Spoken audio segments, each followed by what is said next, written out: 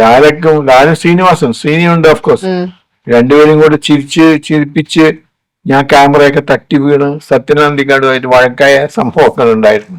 കാരണം ഒരു ഷോട്ട് എടുത്തുകൊണ്ടിരിക്കുമ്പോ ഞാൻ ചിരിച്ചു, ക്യാമറ തട്ടിപ്പോയി എന്നൊക്കെ പറഞ്ഞാല് ആ ഷോട്ട് റിപ്പീറ്റ് ചെയ്യാൻ പറ്റില്ലല്ലോ. അപ്പൊ സത്യം ദേഷ്യം വരും എന്നുള്ളത് നാച്ചുറലി. പക്ഷെ നമ്മള് അതിൻ്റെതായ കൂടെ പോയിട്ടുള്ള ചിരി വരുന്നത് അല്ലാതെ ശ്രീനിവാസൻ സാറുമായിട്ടുള്ള ഓർമ്മകള്. ശ്രീനിവാസൻ ഈ മരിച്ചു പോയ ശ്രീനി ഏറ്റവും നല്ല സുഹൃത്തായിരുന്നു. പക്ഷെ എനിക്ക് ആ മരണത്തിന് എനിക്ക് ഉൾക്കൊള്ളാൻ പറ്റിയില്ല എന്നുള്ളത് വളരെ സത്യമാണ്. ശ്രീനിയായിട്ട് ഓരോ തിരക്കഥകൾ ഉണ്ടാക്കുമ്പോൾ ഞാനും സത്യനും ശ്രീനിയും കൂടെ ഒരുമിച്ചിരുന്ന് ഞാൻ കൂടെ ഇരിക്കും. എനിക്ക് പ്രത്യേകിച്ച് കഴിവുണ്ടായിട്ടൊന്നുമല്ല, എങ്കിലും ഞാൻ എന്തെങ്കിലുമൊക്കെ അഭിപ്രായം പറയും. അത് ചിലപ്പോൾ നല്ലതും ചീത്തയും പറയും. ശ്രീനിയുടെ ഒരു കാഴ്ചപ്പാട് ഭയങ്കര ഡിഫറെന്റ് ആയിരുന്നു. ശ്രീനിയുടെ അടുത്ത് ഒരു സീൻ പറഞ്ഞാല് ആ സീൻ ശ്രീനി എഴുതുന്നതും സാധാരണ ഒരു തിരക്കഥ എഴുതുന്നതും വളരെ വ്യത്യാസമുണ്ട്. ഞാൻ ഒരിപ്പോ സന്ദേശമായാലും ശരി, ഒരുപാട് സിനിമ ശ്രീനിയുടെ ഒരു എഴുത്ത് എന്ന് പറഞ്ഞാൽ എനിക്ക് ഭയങ്കര ഇഷ്ടമുള്ള എഴുത്താണ്. ഒരിക്കലും അയാള് വിട്ടുപോയി എന്ന് ആലോചിക്കാൻ പോലും എനിക്ക് പറ്റില്ല. എനിക്ക് പിന്നെ മനസ്സിലായ കാര്യം, സാർ ഭയങ്കര ഓപ്പൺ ആയിട്ട് സംസാരിക്കുന്ന ഒരാളാണ്. അതായത് ഇങ്ങനെ കുറച്ച് മറച്ചു വെച്ച് കുറച്ച് അങ്ങനെയല്ല, ഞാൻ നോക്കിയപ്പോൾ ഒന്നും മറക്കാനില്ല, ജെന്വിൻ സംസാരമാണുള്ളത് സാറിന്. അത് സാർ ലൈക് കുഞ്ഞിലെ മുതൽ അങ്ങനെയാണോ, എങ്ങനെയാണ് സാറിന് ഈ ഒരു അല്ല നമ്മൾ പറയത്തില്ല, നമ്മള് പണ്ട് മുതലേ അങ്ങനെയാണ്, എല്ലാം തുറന്ന് പറയും, എല്ലാം അങ്ങ് വെട്ടി തുറന്ന് സംസാരിക്കും. അപ്പൊ എനിക്ക് സാറിന്റെ അത് കുഴപ്പമുണ്ടാക്കിയിട്ടുണ്ട് പല സ്ഥലത്തും. ഞാൻ പറഞ്ഞു പോയിട്ട് അത് പ്രശ്നമായിട്ടുണ്ട്, ഇയാൾ എന്തിനാ ഇങ്ങനെ പറഞ്ഞെന്ന് ചോദിക്കണവർ എന്റെ അടുത്തുണ്ട്. ഞാൻ പറഞ്ഞത് എനിക്ക് തോന്നിയത് ഞാൻ പറഞ്ഞു, അത്ര. അല്ലാണ്ട് ഇതിന് പ്രത്യേകിച്ച് മനസ്സിൽ വരുന്ന അങ്ങനെ പറയുന്ന ആളാണ്. സാറിന് ലൈക്ക് ഈ ആർട്ടിസ്റ്റുമായിട്ടുള്ള ഒരു റിലേഷൻ എങ്ങനെയാണ്? കാരണം സാറാണ് ഇവരുടെ ഒരു അഭിനയം, എനിക്കൊന്ന് ഡയറക്ടറിന് മുന്നേ ഒരു സിനിമാറ്റോഗ്രാഫർ ആയിരിക്കും ഇരുന്നത് നോക്കി കാണാം. അപ്പൊ സാർ എന്തെങ്കിലും ഈ എന്താ പറയാ അഭിപ്രായങ്ങൾ പറഞ്ഞു കൊടുക്കാറുണ്ടോ? അത് പറഞ്ഞു കൊടുക്കുമ്പോൾ എന്തെങ്കിലും ചെറിയ രീതിയിലുള്ള ഇല്ല, ഞാനിപ്പോ ഒരു സീൻ കണ്ട് ഒരു അഭിനയം അല്ലെങ്കിൽ ഒരു ഷോട്ട് കണ്ടാല് ഇത് കൊള്ളാമോ ഇല്ലയോ എന്നുള്ളത് ഞാൻ ഓപ്പൺ ആയിട്ട് പറയും. ഇത് ശരിയായിട്ടില്ല, അല്ലെങ്കിൽ ഒന്നുകൂടെ എടുക്കാം, അങ്ങനെയൊക്കെ പറയാറുണ്ട്. അത് ചിലപ്പോ കുഴപ്പമുണ്ടാക്കും, ചിലപ്പോ കുഴപ്പമുണ്ടാക്കാറില്ല. പക്ഷെ ആൾക്കാർ അക്സെപ്റ്റ് ചെയ്യാറുണ്ട് എന്നുള്ളതാണ്. സ്ക്രിപ്റ്റ് സെലക്ഷൻ ഒക്കെ എങ്ങനെയായിരുന്നു? അതായത് വരുന്നതിനനുസരിച്ച് സാർ ചെയ്യുന്നതായിരുന്നോ, അല്ലെങ്കിൽ എനിക്ക് മനസ്സിനിണങ്ങിയത് മാത്രമേ ഞാൻ ചെയ്യത്തുള്ളൂ? അങ്ങനെയില്ല. വരുന്ന സ്ക്രിപ്റ്റ് എന്തായാലും ശരി, അത് നമ്മുടെ മാത്രം ഒരു കഴിവല്ല, അഭിപ്രായമല്ല. അത് എഴുതുന്ന ഇപ്പൊ തിരക്കഥാകൃത്ത് വെച്ചിരിക്കുന്ന അത് നമുക്ക് ചിലപ്പോ ഇഷ്ടാവണമെന്നില്ല, പക്ഷെ അത് ശരിയാവും ചിലപ്പോ. അപ്പൊ പിന്നെ അതിനോട് അഭിപ്രായം കൂടുതൽ പറയാറില്ല ഞാൻ. പ്രത്യേകിച്ച് ശ്രീനിവാസന്റെ ഒക്കെ കൂടുതൽ പടങ്ങളിൽ ശ്രീനിയുടെ പടങ്ങളാണ് ചെയ്തിരിക്കുന്നത്. അതുകൊണ്ട് ഈ ഏതെങ്കിലുമൊക്കെ സിനിമ ഇങ്ങനെ സിനിമാറ്റോഗ്രാഫി പോയതിനു ശേഷം ഡയറക്ടറിന് അത് കംപ്ലീറ്റ് ചെയ്യാൻ പറ്റുന്നില്ല, അല്ലെങ്കിൽ ചെയ്ത് തീർക്കാൻ പറ്റുന്നില്ല എന്നുള്ള സാഹചര്യത്തിൽ സാറിന്റേതായിട്ടുള്ള സജഷൻസ് ഒക്കെ കൊടുത്തിട്ടുള്ളൂ? സജഷൻസ് എപ്പോഴും വരും. ഇത് അങ്ങനെ ചെയ്യായിരുന്നു, അല്ലെങ്കിൽ അയാൾ ഇങ്ങനെ പോവായിരുന്നു, ക്യാമറ ഇവിടെ, അതൊക്കെ പറയാറുണ്ട്. അത് എനിക്കുള്ള ഒരു എന്താ പറയാ സ്വാതന്ത്ര്യം അനുസരിച്ചിരിക്കും. ചിലവർക്ക് ഇഷ്ടാവില്ല, ചില ഡയറക്ടർമാർക്ക് എന്ത് ചെയ്യാമെന്ന് നിങ്ങൾ പറഞ്ഞാൽ ചോദിച്ചിട്ടുണ്ട്. അതല്ല, അങ്ങനെയല്ല. അപ്പൊ ചിലവർക്ക് അഭിപ്രായ വ്യത്യാസം ഉണ്ടാവും. അത് അഭിപ്രായ വ്യത്യാസമാണെങ്കിൽ അത് അക്സെപ്റ്റ് ചെയ്യാന്നുള്ളത് കവിഞ്ഞ് വേറൊന്നുമില്ല.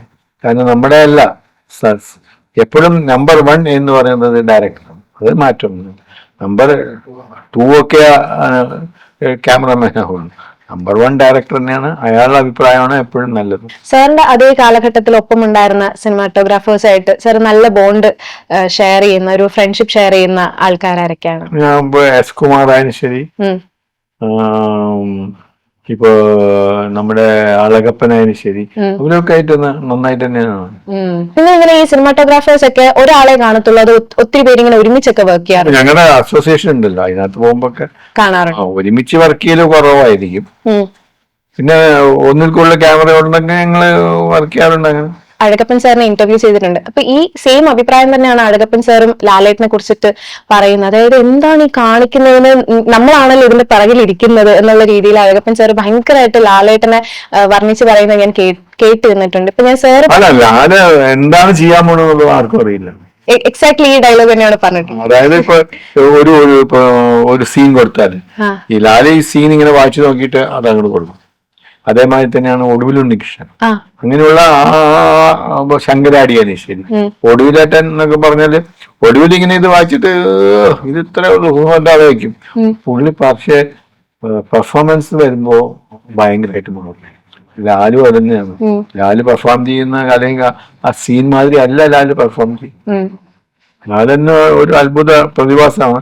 ഇപ്പൊ മമ്മൂട്ടിക്കും കഴിവുണ്ട്, കഴിവില്ല എന്ന് ഞാൻ പറയില്ല, കഴിവുണ്ട് തീർച്ചയായിട്ടും.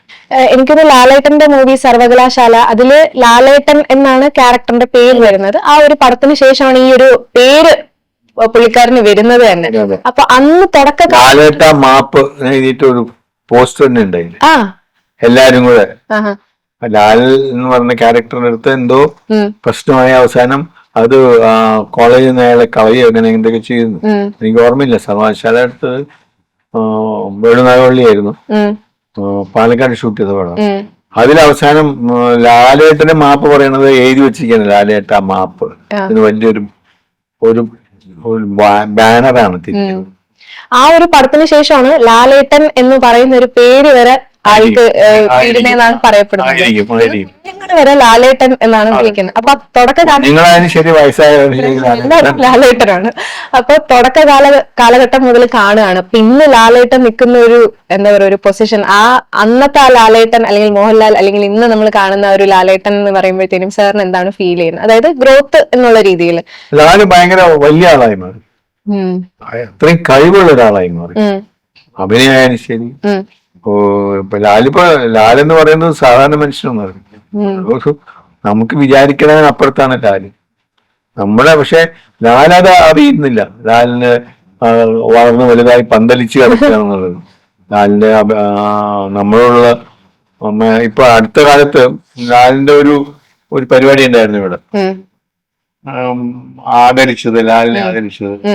ഞാനതിന് പോയിട്ട് എനിക്ക് അത്ഭുതപ്പെട്ടു പോയി. കാരണം ലാലിന്റെ മാറ്റം ഭയങ്കരമാണ്. ലാല് മാറിപ്പോയത് ഭയങ്കരം. പക്ഷെ ലാലിന്റെ മാറ്റം നമുക്ക് അറിയുന്നില്ല. ഞാൻ എല്ലാം കഴിഞ്ഞിട്ട് ഞാൻ പോവാറായപ്പോ ഞാൻ പോകുന്നു, എവിടെ പോയി അവിടെ ഇരിക്കുന്നു പറഞ്ഞു. ഒന്നുമില്ല, ഞാൻ പോട്ടെ എന്ന് പറഞ്ഞ അങ്ങനെ ഒരു കാര്യമുണ്ട്. ഇന്നും അന്ന് കണ്ട അതേ ആള് തന്നെയാണ്. ലാലിന് മാറ്റമില്ല, നമുക്കേ ഉള്ളൂ മാറ്റം. അതേപോലെ സാറ് ഡയറക്ട് ചെയ്ത മൂവിയാണ് പട്ടണത്തിൽ സുന്ദരൻ. അങ്ങനെ ഒരു അബദ്ധം ഞാൻ ചെയ്തു. നല്ല പടമല്ലേ? ഇനി എന്റെയൊക്കെ ഫേവറേറ്റ് മൂവിയാണ് പട്ടണത്തിൽ സുന്ദരൻ എന്ന് പറയുന്നത്. എത്ര വട്ടം കണ്ടാലും ഈ പറയുന്ന പോലെ റിപ്പീറ്റഡ് വാല്യൂ ഉള്ള ഒത്തിരി മൂവീസ് പഴയ കാലഘട്ടത്താണ്. ഞാൻ വിചാരിച്ച മാതിരി കത്തിയില്ല എന്നുള്ളതാണ് സത്യം. എനിക്ക് അതിന് സങ്കടമുണ്ട്. പടം ഓടുകയൊക്കെ ചെയ്തു, നല്ല അഭിപ്രായമൊക്കെ വന്നതൊക്കെ ശരിയാണ്. പക്ഷെ എന്നാലും ഞാൻ വിചാരിച്ച മാതിരി അല്ല ആ സിനിമ. പുതിയൊരു എഴുത്തുകാരനാണ് അയാള് വലിയ എഴുത്തുകാരനായി. പിന്നെ ഞങ്ങൾ വേറെ പടം ചെയ്തതൊന്നുമില്ല. അത് ആ പടം എന്ന് പറയുന്നത് എനിക്ക് തോന്നുന്നു ഇനിയും കുറെ കൂടെ ഒക്കെ നന്നാക്കാമായിരുന്നു. അതെപ്പോഴും അങ്ങനെ ഉണ്ടല്ലോ, നമ്മളൊരു കാര്യം ചെയ്തു കഴിഞ്ഞാൽ കുറച്ചുകൂടെ നന്നാക്കാമായിരുന്നു എന്ന് നമുക്ക് തോന്നുന്ന സംഭവങ്ങളുണ്ട്. അത് ഭയങ്കര